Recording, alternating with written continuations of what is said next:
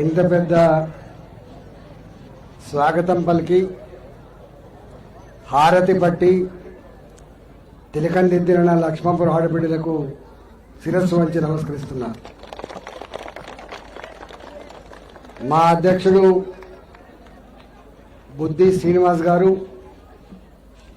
ఇప్పటిదాకా మాట్లాడిన భారతీయ జనతా పార్టీ శాసనసభ నుంచి పోటీ చేసినటువంటి సుదర్శన్ రెడ్డి గారు, మాజీ ఎంపీపీ చంద్రశేఖర్ గారు, మా విజయమ్మ ఆశీర్వాదంతో, విజయమ్మనే కదా,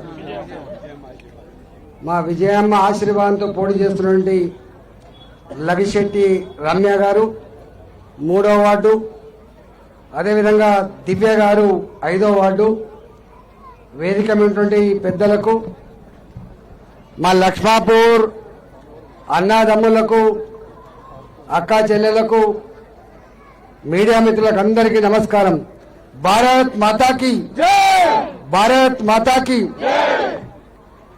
నాకు ఈ ఊరు నుంచి 35 ఏళ్ళ అనుబంధం ఉంది. నాకు ఇక్కడ నాకు చాలా మంది మిత్రులు ఉన్నారు, షావుకారులు, చాలా మంది రైతులు కూడా మిత్రులు ఉన్నారు ఇక్కడ. నాకు రాగానే ఒకటే మాట చెప్పిండు, మొత్తం ఓట్లు నీకే వేస్తాం, కానీ 2 సమస్యలు పరిష్కరించాలి బిడ్డ, నువ్వు మాత్రమే చేయగలవు, నీవు మాత్రమే చేయగలవు, నువ్వు మాటిచ్చిపోవాలంటున్నారు వాళ్ళు.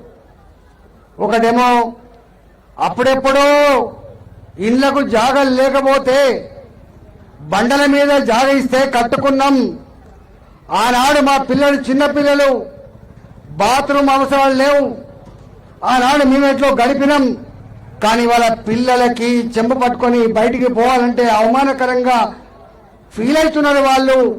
బిడ్డ నువ్వు ఏం చేస్తావో అని ₹1,00,00,000 ఖర్చు అయినా పర్వాలేదు, కానీ మా ఇళ్లకు మాత్రం టాయిలెట్ సౌకర్యం కల్పించమని చెప్పి కోరిండ్రు ఆ బండ మీద ఉన్న ఇళ్ల ఆడబిడ్డలు. నేనన్నా నా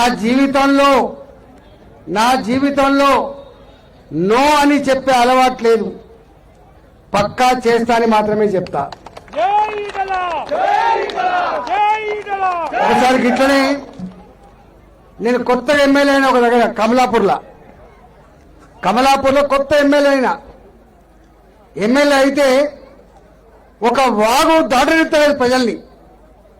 మహిళలు కూడా చీర పైకి పట్టుకొని ఆ వాగు దాటాలి. యూరియా బస్తాలు ఎత్తుకపోవాలన్నా, పంట పొలాల కాడికి పోయి నాట్లు వేయాలన్నా చిన్న పల్లె అది, కానీ దానికి బ్రిడ్జి లేదు. నేను కొత్తగా ముఖ్యమంత్రి అప్పుడు రాజశేఖర రెడ్డి ఉన్నారు, నేను పోయినా మా ఆడబిడ్డను చూస్తే గుండె తరక్కబోతా ఉంది, వాళ్ళు ఆ వాగుల నుంచి ఎత్తుకొని పోవాలంటే కష్టమైతా ఉంది, ఒక బ్రిడ్జి ఇస్తానని పోయినా. దానికి కాస్ట్ ఎంత అని నాకు అంటే 2 కోట్లు అయితే సార్ అని చెప్పిన. ఎంత జనాభా ఉందని అడిగిండు, అంటే 400 ఓట్లున్న ఊరు సార్ అని చెప్పిన. 400 ఓట్లున్న ఊరుకు 2 కోట్లు ఖర్చు పెడతామని ఆయన అన్నాడు. నేనన్నా డబ్బుల ముఖం చూడక సారు, ప్రజల ముఖం చూడమని చెప్పిన. నేను హామీ ఇచ్చినప్పుడు హామీ ఇస్తే పేపర్ రాసింది ఒకడు, కొత్త పాలసీ అంతా పొద్దున్నట్టుగా కొత్త గెలిచిండే తెలియదు, ఎట్లొస్తుందా 50 ఏళ్ళు పెద్ద ఉద్దండులు కూడా చేయలేదు ఇక్కడ, మీరటి చేస్తారని చెప్పి. కానీ ఇక్కడ చాలా మంది 2021లో నా ఎన్నికల ప్రచారానికి వచ్చిండ్రు. ఇవాళ అట్లాంటి 22 బ్రిడ్జిలు కట్టించిన ఆ హుజరాబాద్ నియోజకవర్గంలో అంతటా మునిగిపోయినా, అంతటా వాగులు దాటియకపోయినా ఒక్క దగ్గర కూడా ఆగకుండా పోగలిగేటువంటి నియోజకవర్గం హుజరాబాద్ నియోజకవర్గంగా చరిత్రకెక్కింది.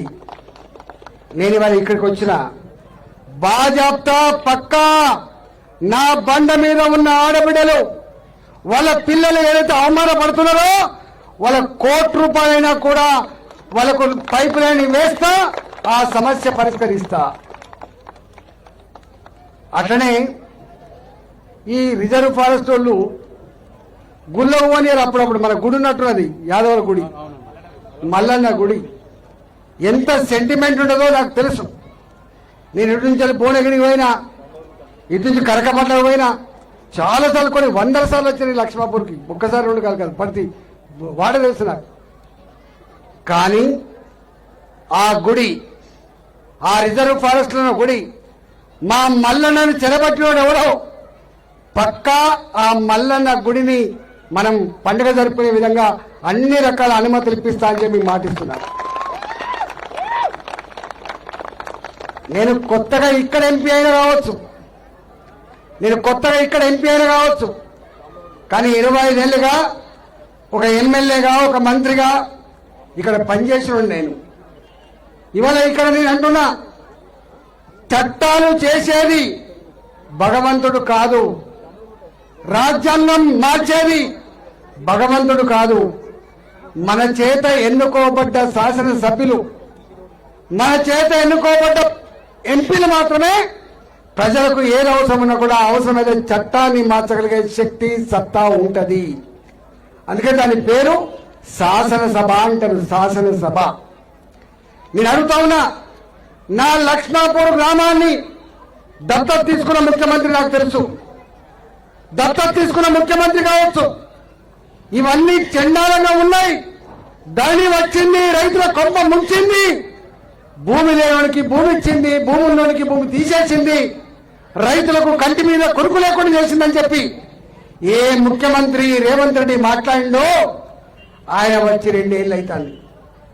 నేను అడుగుతా ఉన్నా, ఈ లక్ష్మాపూర్ టీ ఫండ్లు, ఈ లక్ష్మాపూర్ భూములు, ఈ లక్ష్మాపూర్ సర్వే నంబర్లు మార్చగలిగేది దేవుడా మనమా? రేవంత్ రెడ్డి ఎందుకు చేయలేకపోతున్నావు? దాని మీద నా లక్ష్మాపూర్ రైతాంగానికి ఆ భూముల మీద సర్వాధికారులతో పాటుగా సర్వే నంబర్లు వచ్చేంత వరకు, టీపలు వచ్చేంత వరకు మీకు అండగా ఉంటా అని చెప్పి ఇలా మాటించిపోతున్నాను. ఇవాళ మీకేమైనా రోడ్ల విషయం కావచ్చు, మోరీల విషయం కావచ్చు, తప్పకుండా చేసి పెడతా. మీకు చాలా మందికి తెలియదు. ఇప్పుడే సుదర్శన్ రెడ్డి చెప్పిండు, ప్రభుత్వం అంటే కేవలం తెలంగాణ ప్రభుత్వం మాత్రమే కాదమ్మా, ప్రభుత్వం అంటే మోడీ గారి ప్రభుత్వం కూడా ఉంది. మనం పన్నులు కడితే నువ్వు అగ్గి పెట్టె కొన్నా, సబ్బు బిల్ల కొన్నా, 1 కిలో నూనె కొన్నా, ఒక టీవీ కొన్నా, ఒక సైకిల్ మోటార్ కొన్నా, ఒక ట్రాక్టర్ కొన్నా, నువ్వు పన్నులు కడతావు. నీకు చాలా మంది తెలియదు. వాళ్ళు వచ్చి పింఛన్లు ఇస్తారనే వాళ్ళ ఇంటికి ఇచ్చినట్టు చేస్తారు. మీరు వాళ్ళ ఇంట్లోకి ఇయ్యరు సుమా. నేను ఒక లెక్క చెప్పబోతున్నా. సంవత్సరానికి నా పెన్షన్ల పేరిట, అన్ని పెన్షన్ల పేరిట, అది వితంతులు కావచ్చు, అది వృద్ధులు కావచ్చు, అది హ్యాండిక్యాప్డ్ కావచ్చు, ఇవాళ భర్తలు వదిలిపెట్టిన సింగిల్ ఉమెన్ కావచ్చు, మీ అందరికి ఇచ్చే పెన్షన్ సంవత్సరానికి 12,000 కోట్ల రూపాయలు. 12,000 కోట్ల రూపాయలు. నేను ఆర్థిక మంత్రిగా పనిచేసే వాళ్ళు లెక్క తెలుసు నాకు. కానీ మీకు తెలుసా, మన ఊర్లలో ఉండే బ్రాండీ షాపులు, మన ఊర్లలో నడిచే బెల్ట్ షాపులు, ప్రతి వ్యక్తి ఒకనాడు తాగుడంటే సుట్టమోడు వచ్చినప్పుడే తాగేది, తాగుడంటే పెద్ద మనుషులు మాత్రమే ఇంత సాయంత్రం పూట తాగేది. కానీ అలా ఏ అలనైనా తాగుతూనే ఉన్నారు. మనం సంపాదించిన పైసలు, వ్యవసాయం చేసిన పైసలు, కూరగాయలు అమ్ముకున్న పైసలు, ఆటో నడుపుకున్న పైసలు, పళ్ళు అమ్ముకున్న పైసలు, కంపెనీలో పనిచేసిన పైసలు, సగం పైసలు ఎక్కడ పోతాయి? బ్రాండీ షాపులకు పోతాయి. తాగితే పైసలు మాత్రమే పోవు, తాగితే శాంతి కూడా ఉండదు కుటుంబంలో. తాగొచ్చిన భర్తలు చూస్తే భయపడిపోతారు మా ఆడబిడ్డలు, భయపడిపోతారు మా పిల్లలు. ఆ తాగుడుతో ప్రభుత్వానికి కట్టే డబ్బెంతో తెలుసా? సంవత్సరానికి 50,000 కోట్ల రూపాయలు. 50,000 కోట్ల రూపాయలు. 50,000 కోట్ల రూపాయలు తాగుడు ద్వారా మనం ప్రభుత్వానికి ఇస్తే మనకిచ్చే పెన్షన్ పైసలు 12,000 కోట్ల రూపాయలు. 12,000 కోట్ల రూపాయలు. ఒకనాడు ఇట్లే ఆంధ్ర రాష్ట్రం ఉన్నప్పుడు ఒక ముఖ్యమంత్రి లేచి ఒక మాట అన్నాడు, ఈటల రాజేందర్, నువ్వు తెలంగాణ గురించి బాగా మాట్లాడుతున్నావు, నీకు ఒక 5 పైసల బిల్లు ఇయ్యాలని చెప్పి హుకుం జారీ చేశాడు. నేనన్నా మిస్టర్ ముఖ్యమంత్రి నువ్వు ఈ డబ్బుకు ఓనరు కాదు, ఈ డబ్బుకు ఓనర్లు తెలంగాణ ప్రజలని చెప్పినాడు. ఇవాళ నువ్వు ఇయ్యవు, నువ్వు ఇచ్చేవాడివి, మేము పుచ్చుకునేవాడివి కాము సుమా. మా డబ్బుకు నీకు ఓటేస్తే ఆ పదవస్తే ఆ కుర్చీ మీద కూర్చొని కాపల కాసేవాడివే తప్ప నువ్వు ఓనరు కాదని చెప్పానని చెప్పినా. ఇవాళ కూడా మళ్ళీ చెప్తున్నా, ఏమిచ్చిందమ్మా హామీలు? కేసీఆర్ 10 ఏళ్ల కాలంలో కుటుంబ పాలన, దోపిడీ పాలన, అహంకారం పెరిగింది, వద్దిగా అని చెప్పి అనుకున్నాం. బొంద పెట్టింది ఆ ప్రభుత్వాన్ని, తెచ్చుకున్నాం రేవంత్ రెడ్డి ప్రభుత్వాన్ని. ఎన్ని హామీలు ఇచ్చిందే. ఆ హామీలు చదవాలంటే గంట చదివినా ఒడవదు అది కథ. కానీ కొన్ని మాత్రం మీరు మర్చిపోకుండా ఇప్పటికీ దాచిపెట్టుకున్నారు. ఇచ్చిందా 2000 పెన్షన్ నుంచి 4000 రూపాయలు మీకు ఇచ్చిందా? 4000 పెన్షన్ 6000కు. ఇవాళ 4000 గంగలవోని, 6000 గంగలవోని. కానీ 65 సంవత్సరాలు గడిపినా, 65 సంవత్సరాలు దాటినా నా ముసలి తల్లికి పెన్షన్ రాలే, కొత్త పెన్షన్ రాలే. భర్తలు చనిపోయిన నా ఆడబిడ్డకి పెన్షన్ రాలే కొత్తది. భర్తలు ఏలిపెట్టిన సింగిల్ ఉమెన్ కి పెన్షన్ రాలే.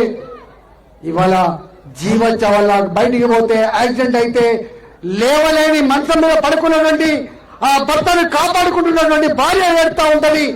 నేను కూలికి పోలేకపోతున్నా, భర్తను మాత్రమే చూసుకుంటున్నా, బువ్వకు కష్టమైతా ఉంది, పిల్లలు సాగలే అని చెప్పి బాధపడి ఈ పెన్షన్ ఇప్పి బిడ్డ అంటే వాళ్ళకు కూడా పెన్షన్ లేదు. ఆనాడు కేసీఆర్ 3 ఏళ్ళు పెన్షన్ ఇవ్వకుండా ఆగిపోయిండు. ఇవాళ రేవంత్ రెడ్డి సర్కార్ కూడా 2 ఏళ్ళు పెన్షన్ ఇవ్వకుండా ఆపిండు.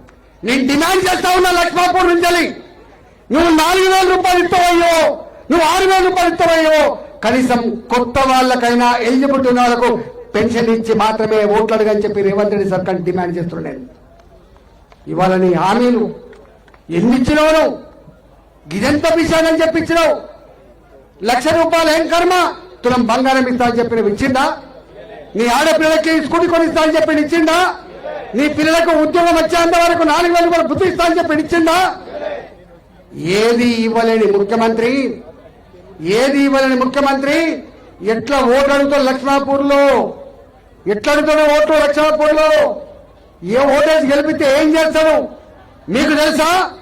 ఇప్పటి వరకు లక్ష్మాపూర్ ఊర్లో ఉపాధి హామీ పని జరిగితే, మెటీరియల్ కాంపౌండ్ వస్తే ఆ పైసలతో వేసిండు సిమెంట్ రోడ్లు, ఆ పైసలతో కట్టిండు మురికి కాలువలు, ఆ పైసలతో పెంచిళ్ళు చెట్లు, ఆ పైసలతో కట్టిండు అంగన్వాడీ భవనాలు, గ్రామ పంచాయతీ భవనాలు, తడి చెత్త పొడి చెత్త షెడ్లు, శ్మశాన వాటికలు. నీ పైసలు కాదు బిడ్డ. చివరికి ఇక్కడ ఎదుగుతున్న బల్బుల కరెంటు బిల్లు కేంద్రం పంపుతనే పైసలు. నా సఫాయి కార్మికుల జీతభత్యాలు, నా ఆశా వర్కర్ల జీతభత్యాలు, నా అంగన్వాడీ టీచర్ జీతభత్యాలు ఎక్కడి నుంచి వస్తున్నాయి? కేంద్రం నుంచి వస్తున్నాయి. మన పైసలే కేంద్రానికి దగ్గర. ఇవాళ మోడీ గారు ఇన్నిచ్చినా, మనం తినే 5 కిలో బియ్యం ఇచ్చినా, ఎన్నిచ్చినా కూడా మోడీ గారు ఎప్పుడు కూడా నేనిచ్చినా అని మాత్రం అనడు సుమా. నేను సేవకుని మాత్రమే అంటాడు నరేంద్ర మోడీ గారు. నేను పేదల కోసం ఉన్నా ఉంటాడు నరేంద్ర మోడీ గారు. ఆనాడు కరోనాతో బాధపడినాడు, 1000 కోట్ల రూపాయలు ఇచ్చి ఇక్కడే వ్యాక్సిన్ తయారు చేయించి భారత ప్రజానికానికి వ్యాక్సిన్ అందించి ప్రపంచ దేశాలకు కూడా వ్యాక్సిన్ సప్లై చేసి ప్రపంచానికే ధైర్యం చెప్పిన మహనీయుడు నరేంద్ర మోడీ గారు గుర్తుపెట్టుకోండి. ఇవాళ మేము అడుగుతున్నా, అందుకే ఇవాళ దివ్య, రమ్య ఇద్దరిని గెలిపించండి, మా చేతిలో పెట్టండి, పనిచేసే జిమ్మదారు నాదే, గుర్తుపెట్టుకోండి. నాలాంటోడు ఉత్తర మాటలు చెప్పడు, నాలాంటోడు ప్రజల సమస్యలు ఉన్నప్పుడు పట్టించుకోకుండా ఉండడు. మొన్న నేను ఎన్నికల కోసం వస్తే, అమ్మా మీ కాలుకు ముళ్ళుతే పన్ను తోపికే పని చేస్తా అని చెప్పిన, నేను గెలిచిన నిత్యం ఏం చేస్తున్నారో మీరు చూస్తూ ఉన్నారు. కాబట్టి ఇవాళ మళ్ళీ ఇంకా 3.5 ఏళ్ళు నాకున్నది. ఆ 3.5 ఏళ్ల కాలంలో తప్పకుండా ఇవాళ లక్ష్మాపూర్ లో కూడా ఏ సమస్య వచ్చినా ఆ సమస్య పరిష్కారంలో మీ బిడ్డగా నేను ఉంటా అని చెప్పి మాట ఇస్తున్నా. వాళ్ళని గెలిపించమని చెప్పి మిమ్మల్ని వేడుకుంటున్నా. వాళ్ళని మీ చేతిలో పెట్టిపోవడానికి వచ్చిన కాబట్టి దివ్యను రమ్యను రెండిట్లో కూడా గొప్ప మెజార్టీతో గెలిపించి ఇవ్వండి. ఇక మల్లారెడ్డి గురించి నేను చెప్పలేను, ఆయన చెప్పిండు. ఆయన డబ్బును నమ్ముకున్నాడు, నేను శ్రమను నమ్ముకున్నోడిని. నేను మిమ్మల్ని నమ్ముకున్నాను. నేను మిమ్మల్ని నమ్ముకున్నాను. డబ్బులే అంటే నేను గెలవ ఇక్కడ డబ్బులే అంటే నేను గెలుచుడు కాదు. డబ్బులు శాశ్వతం కాసుమా. ఇవాళ మా కొత్త ఆడబిడ్డకి పెన్షన్ వస్తే సంవత్సరానికి 24,000 రూపాయలు వస్తాయి. నువ్వు ఇచ్చే భిక్ష 2,000 కాదు. మా ఆడబిడ్డలు అడుగుతున్నాడు నాకు కొత్త పెన్షన్ కావాలని. నా ఆడబిడ్డలు అడుగుతున్నారు 4,000 పెన్షన్ కావాలని. నా ఆడబిడ్డలు అడుగుతున్నారు 6,000 రూపాయల పెన్షన్ కావాలని చెప్పి. అందుకే వాళ్ళు ఇచ్చే ముష్టి 2,000 కోసం కాదు మా వాళ్ళు ఆశపడేది. పంట పండితే కడుపు నిండితే తప్ప పరిగెరుకుంటే కడుపు నిండదు. అయినా మనం అడుగుతలేం పైసలు. మన ఇంటికి వస్తాడు 5,000 రూపాయలు ఓటుకు చేత పెడితే పక్కా తీసుకోవాలి. గుడికి పైసలు ఇచ్చినా, బడికి పైసలు ఇచ్చినా, కులానికి పైసలు ఇచ్చినా, పెద్ద మనుషులకు పైసలు ఇచ్చినా, ఓటుకు పైసలు ఇచ్చినా తప్పకుండా తీసుకోవాలి. వేసుకునే దిక్కు మాత్రం వేసుకోవాలి. గుర్తుపెట్టుకోండి. ధర్మం తప్పదు. మనం వాళ్ళు ఒక్కొక్కసారి మనం ప్రమాణం చేయమంటారు, చేయాలి. మనం ఎట్లా చేస్తాం? మొట్టమొదలు అనుకోవాలి లోపల ధర్మానికే నా ఓటు తర్వాతనే నీకు మొదటిది చెప్తారు తప్ప సెకండ్ తెలియదు. గుర్తుపెట్టుకోండి. కాబట్టి లక్ష్మాపూర్ ఓ ఆడబిడ్డలారా, నా అన్నలారా, మా వాళ్ళకు పైసలు లేకపోవచ్చు కానీ ప్రేమ పంచుతుంది మీకు. మా వాళ్ళు ధనవంతులు కాకపోవచ్చు, మా వాళ్ళు 40 లక్షలు 50 లక్షలు ఖర్చు పెట్టే సత్తా లేకపోవచ్చు, కానీ రేపు పని చేస్తారు. మీ నోట్లో నాలుకలాగా ఉంటారని చెప్పి మీకు హామీ ఇస్తూ కమలం పువ్వు గుర్తుకు ఓటేసి గెలిపించాలని చెప్పి కోరుకుంటూ సెలవుతున్నా. భారత్ మాతాకి కమలం పువ్వు గుర్తుకే నరేంద్ర మోడీ గారి నాయకత్వం, ఈటల రాజేందర్ గారి నాయకత్వం.